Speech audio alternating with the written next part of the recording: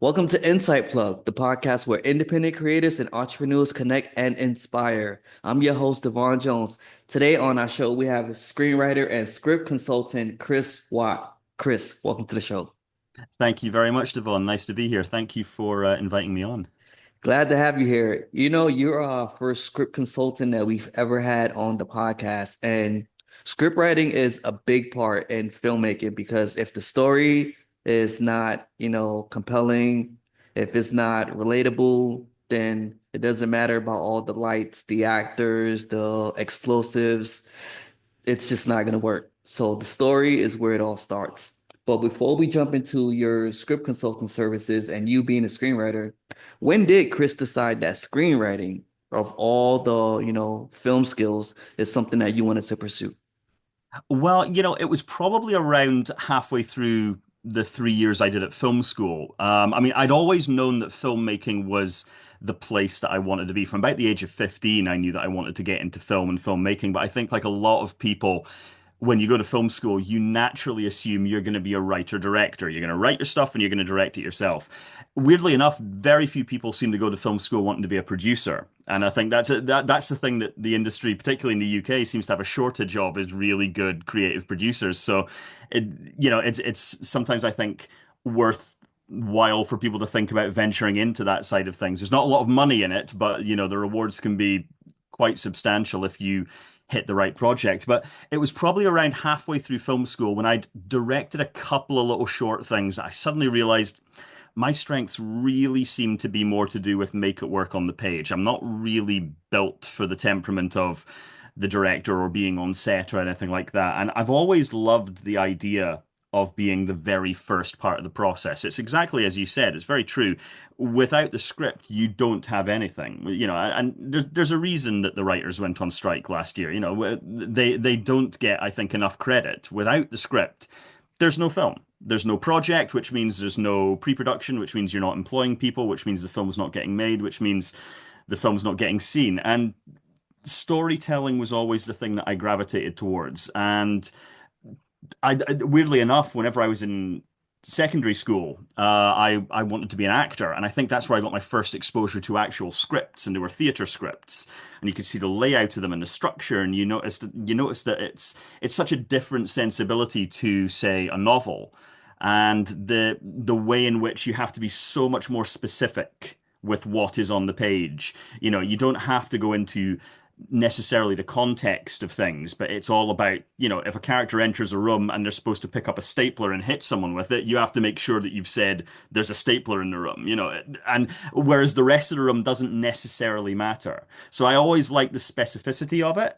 And by the time I'd graduated from film school, I realized that finding jobs in the production of film and television, again, particularly in the UK, because we're a far smaller industry, was very, very difficult. And there was a good 20 years between me graduating from film school to me standing on the red carpet for the premiere of my first feature film, So, and in between those 20 years, a life gets lived, I became a father, I got married, I got divorced, I had jobs here and there. And, up until 5 years ago, I was still a night manager in a hotel and doing the screenwriting on the side. And now I do it for a living. So it's been a very strange journey to get to this point. But I wouldn't trade it for the world because I have a lot of people say to me, "Oh, don't you feel upset that you didn't get the career up and running in your early 20s?" And I think to myself, no, because the stuff I was writing back then wasn't as good as the stuff I'm writing now. And it's only because I've had that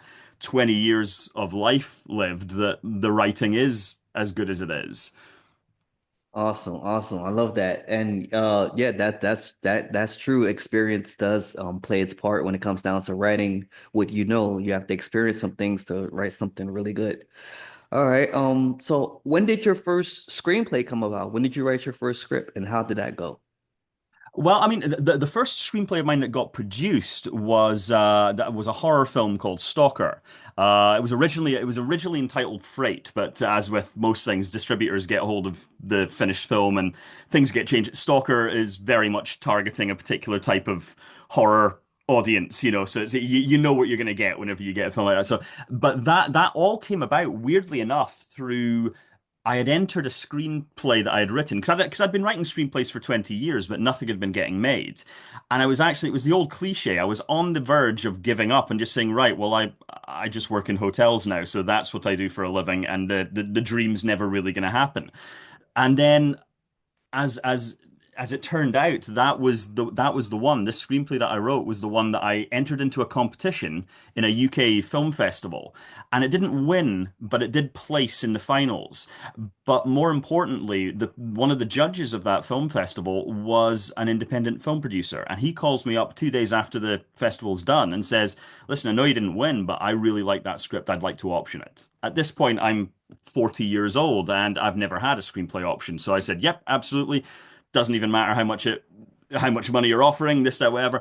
And off the back of that screenplay, in fact, the second he optioned that screenplay, within about 2 months, COVID had first hit, and suddenly every production shut down. So all producers could do was sit and read scripts. So he gets back to me and says, "Listen, development is stalled on this screenplay. What else have you got that I can read while I'm doing nothing?" And I sent him the screenplay that became Stalker. And he says, "Well, if the COVID restrictions lift, we can get this made this year." And as it turned out, once the COVID restrictions lifted, within a year, that film was made. He had attached a director to it, who had won awards. We got a star involved. We had Sophie Skelton, who was between seasons on Outlander, which is the show that she stars in, and we were off and away. And then within another year, we premiered at Fright Fest, which is the big horror festival down in London. So we got the Leicester Square premiere, and it's a very strange experience for someone like me who'd spent 20 years trying to get to this point, and then all of a sudden it happens. And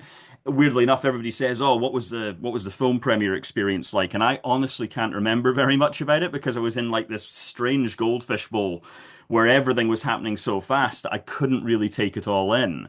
So that was where the first project happened, and I've been very, very lucky because I now was an option screenwriter. I now had a film that had been produced, and that film, Stalker, went on to actually get a cinema release in the States.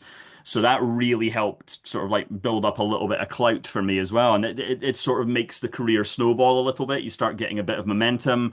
And I started getting offers from other independent producers to do little commissions here and there, write a feature script for them. But, as these things always tend to be, as a screenwriter, 90% of what you write in your entire career is probably never going to get made. They all end up in development. So I've written maybe 3 or 4 scripts since Stalker came out. And they're perfectly fine screenplays, but they have to go away and they have to try and get the money to get these movies made. And a lot of the times these films just end up never getting made. It's a sad state of affairs that you kind of have to accept the idea that this work you put into these pieces may not ever get made. But I do ascertain that luck has a huge amount to play in where I've ended up now, because I ended up having 2 feature films made back to back that I wrote the script for, and that really doesn't happen. It was only because of the pandemic, I think, and the way productions ground to a halt, that it allowed or facilitated for that production sort of like train to happen, where it was like one project ended, the next one started shooting.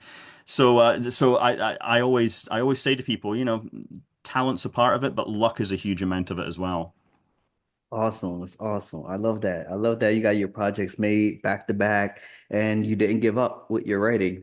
And you also touched on a point that is very true. Some screenplays don't get made.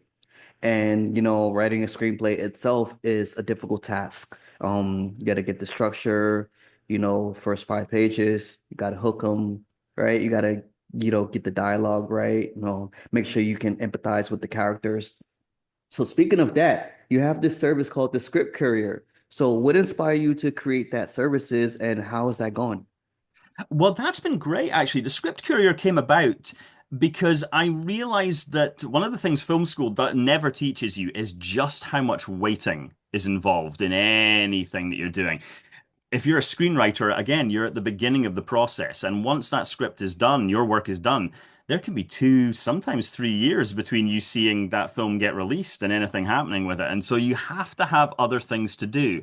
And I realized that because I now was a produced screenwriter, I wasn't just somebody who liked to write scripts in their spare time. I knew that I could use that in a way to sort of like, I suppose, to self-promote myself to an extent and say, look, I'm not Aaron Sorkin, but I do work in the industry now, and it's officially it's my day job. It's what I do for a living. So anything that I can give to other writers who are trying to get to the place that I am now finding myself at, I just always remembered, Devon, when I was 15 years old, we didn't have things like this. We didn't even have, well, we didn't really have mobile phones when I was 15 years old, let alone the internet or Zoom calls or any of that stuff.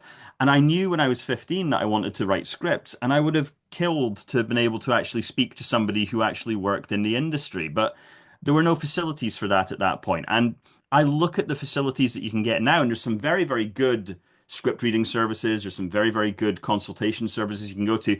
They do charge a huge amount of money. And I know that most people just can't afford that kind of thing. So I've always tried to make the script courier, which is my business, an accessible one. You know, I don't charge an arm and a leg, and it's because I don't take on too many people. I only take on the amount that I know I can do every month. You know, that's not going to get in the way of my work. And is but I'm a big believer in paying it forward. I'm a big believer in being able to encourage people. And I've been incredibly fortunate that I also work as a freelance consultant for a couple of screenplay competitions as well. And that kind of led into doing this freelance because I thought to myself, well, this is great because this is giving me enough work and enough regular income coming in between projects. And it's also allowing me to balance out and schedule my time because time is really, really important whenever you're a writer.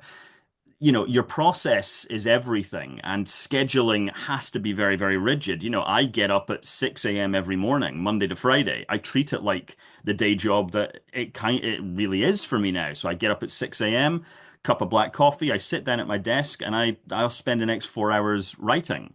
And then I'll stop, go for a walk, go for a jog, have something to eat, go back to the desk, and then rewrite what I was writing. And it's all a process. And then I'll read a couple of scripts and do my script notes for whoever I'm supposed to be talking to.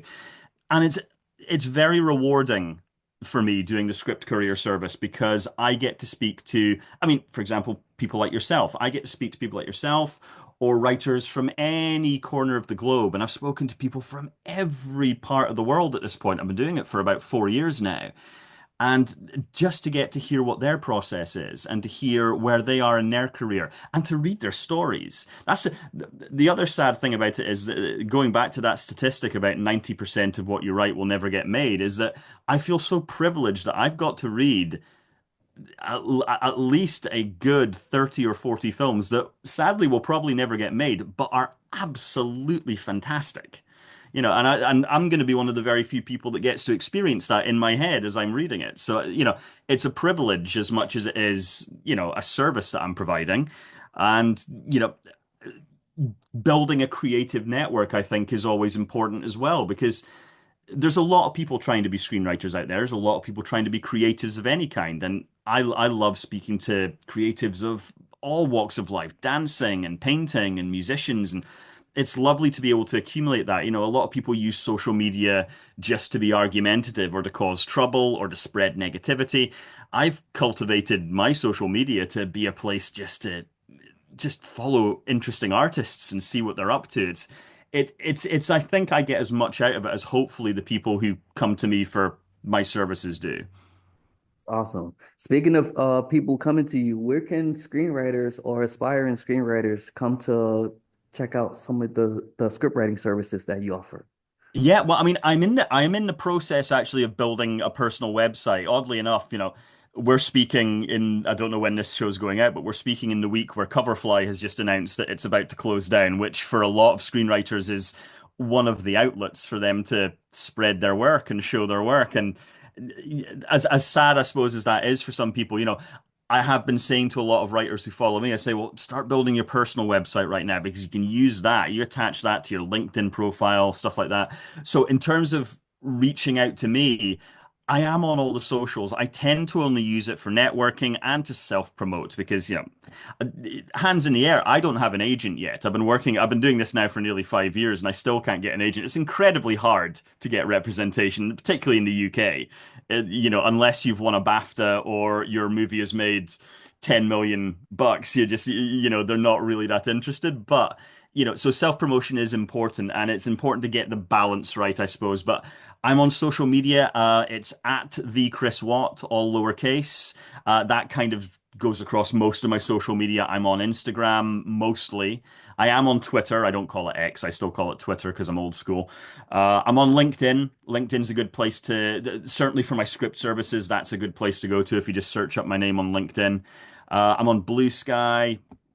I'm all over the place. Or if you Google me, you'll probably come across it. Although I will state, and I say this to everybody, to anybody that wants to Google my name, please do not put an S at the end of my surname because Chris Watts is a very, very different type of person. You do not want to go down that Google rabbit hole.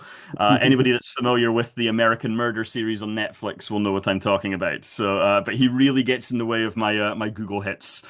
Um, Awesome, awesome. All right, so now we have the script writing services that you offer, and then there's a film that you recently worked on, The Pursuit of Independence. mm. How was that? How was approaching that project, and how was that project doing? Well, that was interesting because that project. It's a short film that we made in Scotland. Must be, I guess it's about a year, 2 years ago, maybe even it shot, and it's on a festival run. It won the best Scottish film at the Partica Film Festival in Glasgow, which was great.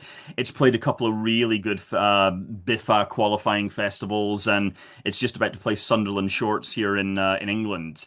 But that was an interesting process for me because that was the first script I've ever worked on where I was a co-writer.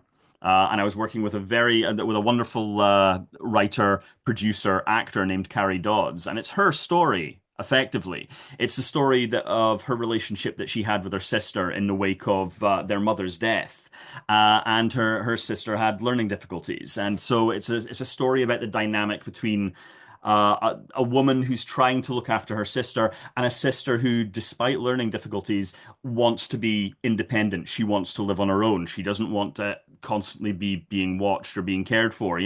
So it was all about wrapping a sort of like human interest story and a drama out of what essentially was the true experiences that Carrie had, and I'm very, very proud of it actually. As a piece that I was a co-writer on, that I was actually brought into, as opposed to something that I generate myself. It was a learning curve for me because I wondered what the dynamic would be for me as a writer because I'm used to it. It's a very solitary existence usually writing. You sit at a desk on your own for hours and hours. And I really really enjoyed it, and since then I've worked as a co-writer on a couple of other pieces as well, and so I think I've caught the bug a little bit. It's nice to know that you don't have to do this as a sort of lonely process anymore, that you can collaborate, and I've always liked the idea of collaboration anyway. I don't think collaboration's a dirty word, and filmmaking is a collaboration. I'm one of these people that always finds when you see the a film by credit at the beginning of a movie, I always sort of makes me kind of go, because it takes more than one person to make a film. It's so the sort of the auteur theory thing has never really interested me, and that's coming from someone who just writes.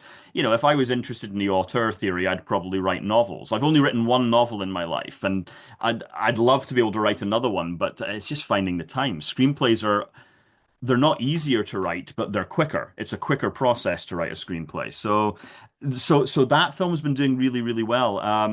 Short films I think are a really great place for people who are trying to make that step towards writing a feature film. Writing a feature film can be quite a scary experience for anyone that's never done it before. But if you just, cut your teeth in a couple of shorts, and short films are tricky beasts in and of themselves. It's a great place to learn storytelling economy because often so many short films I watched, I'm sure you're the same, they're very good at exploring a concept or just an idea, but they never really tell a full circle story. And if you can do that in 15 pages, you're really onto something. You just do your 3 act breakdown. 5 pages is act one, 5 pages act two, 5 pages act three, and just treat it like that. But it's very, very difficult to tell a full circle story with character arcs and subplots all within 15 pages. But it's a really interesting practice, and I do recommend that any writers who are trying to make that step towards screenwriting,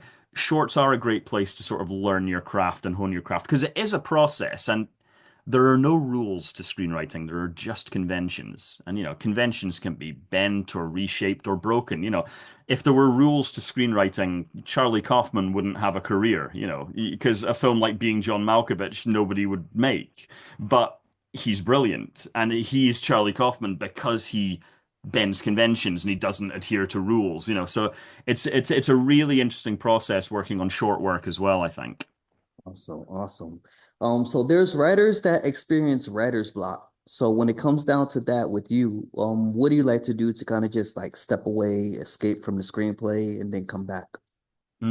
It's very important, I think, for some people because we hear about it all the time, and not just in the creative disciplines, but burnout. Burnout is it's a real thing, and if you're doing this for a career, it's tricky as well because burnout is quite a dangerous thing for a screenwriter because I used to write specs for me. I used to write spec scripts all the time and I didn't have deadlines. Now I work to deadlines and if I get writer's block, I'm in real trouble. So I tend to step away. I'll go and run on the treadmill for an hour. I'll go out for a walk. I'll just and sometimes it's okay to take even 2 or 3 days. Take as long as you need away from the project because often you do need that distance. There are techniques that I have used in the past for getting over writer's block, though. Sometimes I'll get stuck in the middle of a scene with two characters talking, and I'll step away and I will just write an individual scene that is going to be nothing to do with the movie. It's not going to go in the movie. It's not for anything else other than to take my two characters that I'm having trouble with, stick them in a different scene, and just have them have a conversation and see where that conversation goes. And that scene could be 2 pages long, it could be 25 pages long. You're never going to use it, but it's a way to get them talking again because sometimes doors will open, narrative possibilities will open by doing that. I call it going to the circus. I always say if you're having trouble with any script or any scene or any characters, take those characters out of your script and take them to the circus. So write a scene where your two characters go to the circus together and they sit down and they're maybe waiting or they're watching something happening. Go to the circus and see what happens with those two characters because it sounds strange, but often it'll open up a door to something else. And doors are important too. I think in this business, we get so used to doors closing on us, but it's important to not just give up when that door closes. You just turn to the next door and go through it because you never know what's through that door. And it's the same with storytelling. Leave yourself open to possibilities and leave yourself open to fail as well, because I think sometimes failure can lead to great things too. It's that Jerry Maguire thing, in if you think of Jerry Maguire, if he hadn't been fired, his life wouldn't have started the way it ended up. It's all about door closes, go to the next door, see what happens. Awesome. Awesome. I love that. All right, Chris, we're at the part of the episode where I ask the guests this question. What is a book, a TV show, or a film that you recommend to an aspiring screenwriter? To an aspiring screenwriter, the book that I would recommend absolutely unequivocally would be William Goldman's book Adventures in the Screen Trade. Now, William Goldman was arguably the greatest American screenwriter of his generation. Absolutely. He wrote Butch Cassidy and the Sundance Kid. He did the adaptation of All the President's Men.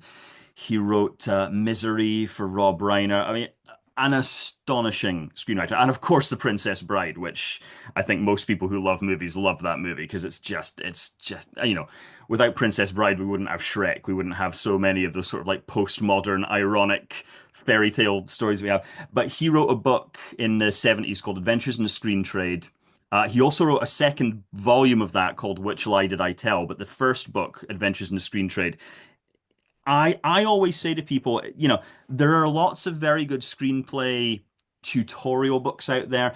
Story by Robert McKee's a key tome for a lot of people because he talks about structure and he talks about plot points and all that stuff. All important stuff. But I've always got the most out of books in which the screenwriter themselves just talks about their career and talks about their process. I get more about the interests of the business from hearing from actual screenwriters. So I recommend the William Goldman book. I also recommend any book by an author in the UK called Alistair Owen, and he does a bunch of interview books with screenwriters. He's done a whole bunch of them, and they're fantastic. Anything where you just get the screenwriters talking about their process and their experience in the business, incredibly valuable. to any aspiring screenwriter. And also to any aspiring screenwriter, if you're writing every day, even if it's just for yourself, you don't have to call yourself aspiring. You are a screenwriter.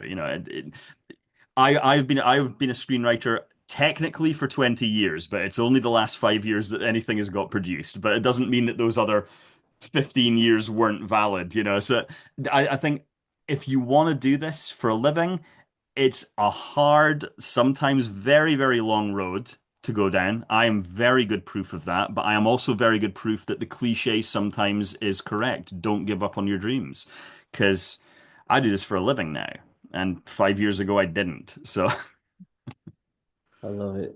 All right, everyone, remember, don't give up and start writing those scripts. Let's see them out there, and make sure you reach out to Chris for the script courier screenwriting consultation. So you can get your script take the look at, and then you can submit it to film festivals and we'll see it on the big screen. All right, everyone. If you love today's episode, don't forget to check out some of our previous episodes, and don't forget we're here every Tuesday at 9 a.m. Also, leave us some comments and tell us what did you like from this episode and some things that we can add to potentially make our future episodes better. All right. Chris, thank you so much for joining us today. I appreciate it. oh, thank you very much, Devon. It's been a pleasure. Thank you.